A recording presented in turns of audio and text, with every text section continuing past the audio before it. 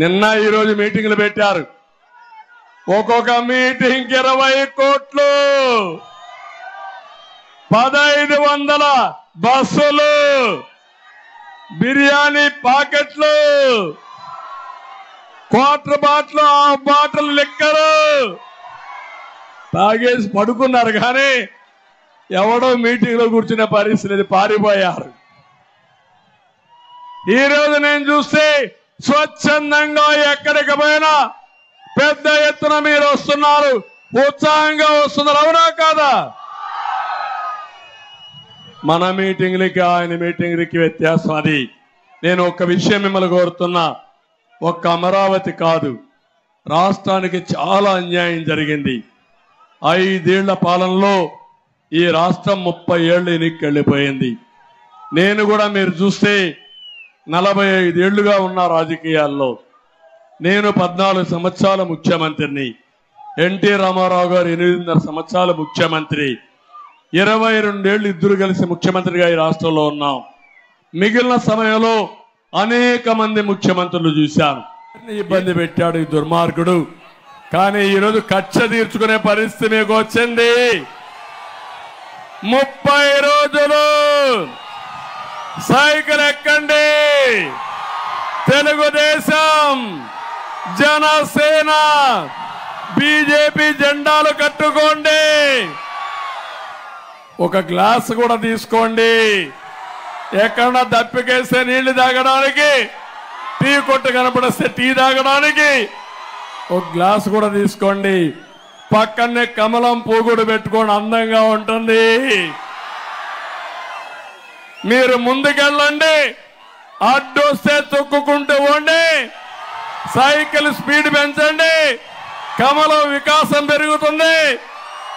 ఎవరైనా అడ్డం వస్తే, గ్లాస్ మీదకి వస్తే ఆ గ్లాస్ పోయి వాళ్ళ గుండెల్లో చిక్కకపోయాడుగా, గుచ్చుకునేట్టుగా చేస్తారా అని మిమ్మల్ని అడుగుతున్నా. ఈ మీటింగులు చూస్తామంటే జగన్మోహన్ రెడ్డికి నిద్ర రాదు. ఇంకొక 4 టీవీలు పగలు కొడతాడు రాత్రిలో. అదే జరుగుతుంది. రోజంతా ఖాళీగా ఉన్నాడు, టీవీలు చూస్తా ఉంటాడు. పిచ్చి పడుతుంది. పిచ్చి పట్టినప్పుడు టీవీ పగలు కొడతాడు. ఎవడన్నా వస్తే వాడి పని అయిపోతుంది, ఇంక తల పగలు కొడతాడు వాడిని. ఆ పరిస్థితి వస్తుంది. నేను అడుగుతున్నా, ఈ రాష్ట్రానికి ఎంత ద్రోహం చేశాడంటే, ఒక ముఖ్యమంత్రిగా ఉండే వ్యక్తి, నేను పోలవరం కేంద్ర ప్రాజెక్టు నేను వాళ్ళని మెప్పించాను. మెప్పించడమే కాకుండా ప్రధానమంత్రి కూడా అభినందిస్తున్నా. నేను ముఖ్యమంత్రి అయిన తొలి రోజు నేను ఢిల్లీకి వెళ్ళాను.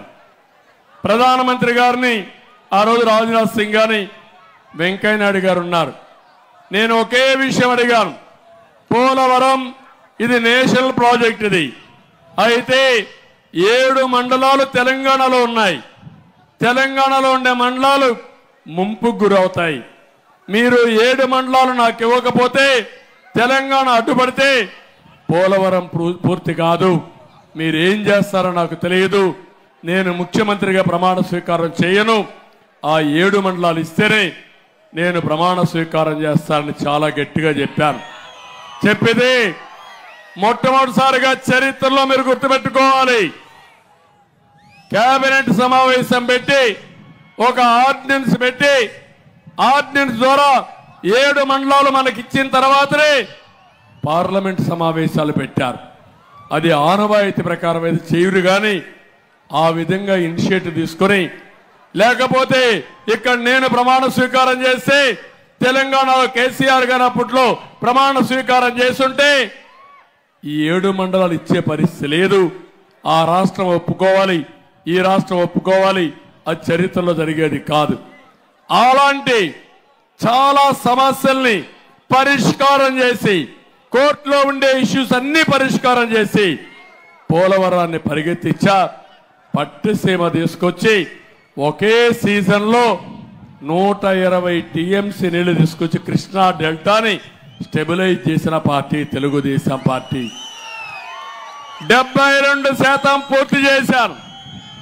నేను ముఖ్యమంత్రిగా ఉండుంటే 2020కి ఆ ప్రాజెక్టు పూర్తయ్యేది. నా ఆలోచన ఉంటుంది. తాడికొండ ప్రాంతానికి కూడా నీళ్లు లేవు, తాగడానికి నీళ్లు లేవు. ఇక్కడే వైకుంఠపురం ప్రాజెక్టు కట్టి ఇక్కడి నుంచి నీళ్లు తీసుకుపోయి నక్రేకల్లో నీళ్లు వదిలిపెట్టి అక్కడ నాగార్ సాగర్ రైట్ మెయిన్ కెనాల్కి వేస్తే నాగార్ సాగర్లో నీళ్లు వాడాల్సిన అవసరం లేదు. ఇది జరిగి ఉంటే ఇంకో పక్క నా కళ పోలవరాన్ని పూర్తి చేసి నదుల అనుసంధానం చేసి ప్రతి ఎకరాకు నీళ్లు ఇవ్వాలని, మీకందరికీ తాగునీళ్లు ఇవ్వాలని కలలుగన్నాను. ప్రతి ఇంటికి కొళ్ళాయి ద్వారా నీళ్లు ఇవ్వాలనుకున్నాను. దుర్మార్గుడు వచ్చాడు, మీరు మోసపోయారు, నన్ను కాదన్నారు.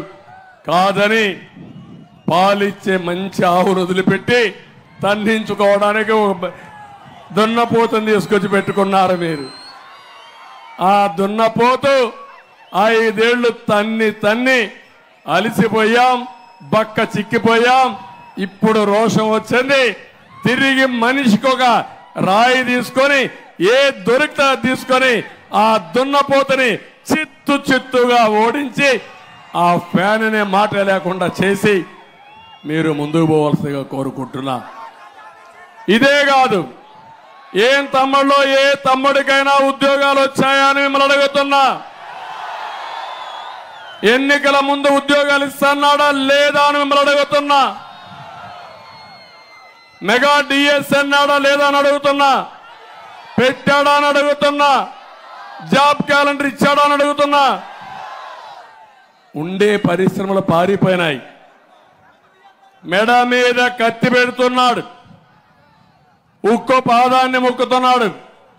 ఎవరైనా మాట్లాడితే ఈయనకు వాటా ఇవ్వకపోతే ఆయన్ని జైల్లో పెడతాం, చంపేస్తామంటే భయపడిపోయి మొత్తం ఆస్తులు రాహించారు. ఈ రాష్ట్రం వద్దని వేరే రాష్ట్రాలకు పారిపోయారు. గతి లేని వాళ్ళు, విధి లేని వాళ్ళు మాత్రం రాష్ట్రంలో మిగిలే పరిస్థితికి వచ్చారు. అమర్ రాజా పోయింది, లూలు పోయింది, అనేక పరిశ్రమలు ఈ రాష్ట్రం నుంచి పారిపోయినాయి. పరిశ్రమ కూడా వచ్చే పరిస్థితి లేదు.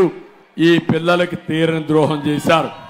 ఇప్పుడు నేను అందుకే హామీ ఇచ్చాను, నేను వస్తాను, మెగా డిఎస్సి పెడతాను. ఇక్కడుండే యువతకు హామీ ఇస్తున్నా, మీకు 20 లక్షల ఉద్యోగాలు 5 ఏళ్లలో ఇచ్చే బాధ్యత ఈ కూటమి తీసుకుంటామని మా పిల్లలందరికీ హామీ ఇస్తున్నా. ఉద్యోగం వచ్చే వరకు 3,000 రూపాయలు నిరుద్యోగ భృతి ఇస్తాం. జాబ్ క్యాలెండర్ పెడతాం. ప్రభుత్వ ఉద్యోగాలు ఇస్తాం. వర్క్ ఫ్రం హోమ్ తీసుకొస్తాం. అమరావతి హైదరాబాద్ లో చాలా మంది ఎగతాళి చేశారు. ఐటీ తిండి పెడుతుందన్న వాళ్ళు ఈరోజు వాళ్ళ కొడుకులందరినీ ఐటీ చదివించి ఉద్యోగాలు చేసే పరిస్థితికి వచ్చారు. ఇప్పుడు రోషం వచ్చింది. తిరిగి మనిషికి ఒక రాయి తీసుకొని ఏ దొరికితే తీసుకొని ఆ దున్నపోతని చిత్తుగా ఓడించి ఆ ఫ్యాన్ అనే మాట లేకుండా చేసి మీరు ముందుకు పోవాల్సిగా కోరుకుంటున్నారు.